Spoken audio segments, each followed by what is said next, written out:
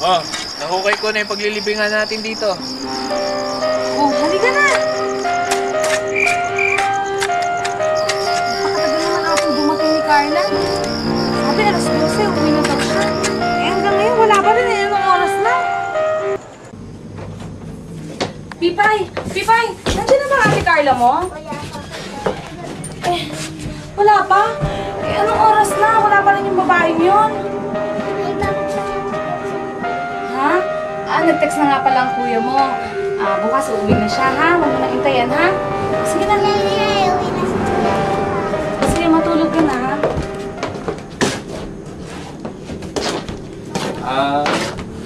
Pilar, pwede bang makahingi ng pera sa'yo? Ano?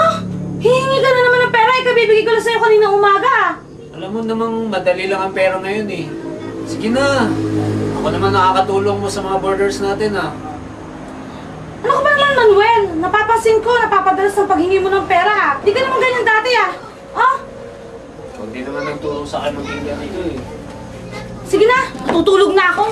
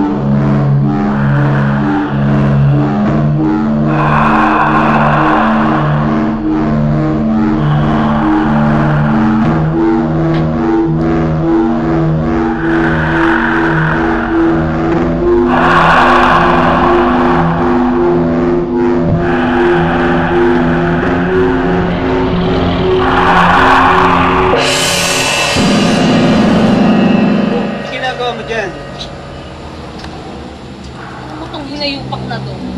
Buti pa yung anak mo nag-aalala sa pagkawala ng mga kapatid niya. Eh ikaw parang puting na naman wala sa'yo. Ano ka pa naman, Pilar? Di ba sa'yo na nga rin ang galing na uuwi rin yung mga batang yon?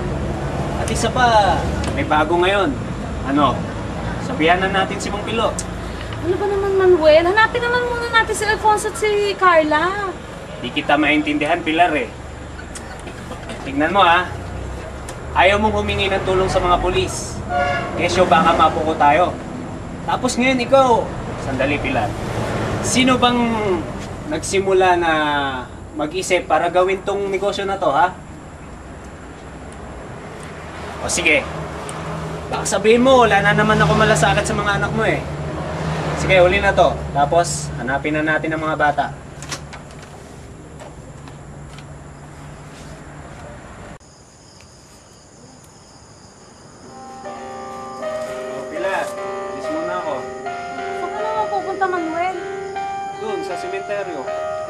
gagawin mo doon? Di pwede. O pa naman, Pilar. Pinapatawag lang kami ni Bossing. Pag-uusapan niya ata yung tungkol dun sa pagtaas ng sweldo namin. Tsaka sakto. Para may pera naman tayo para sa paghahanap kina Ponyong at Carla. Huwag ka na tumuloy. Medyo may kalamigan ng hangin, no? O naman, Pilar. Sige na, alis na ako. Hindi pwede na, Manuel. Huwag ka nang tumuloy. Sige na, baka mahuli pa ako. Manuel! Magalit pa sa akin si Boss. Manuel! Ay, Pilar. Mauna na ako. Mukhang dumidilim. Sige. Sige, alis mo, San.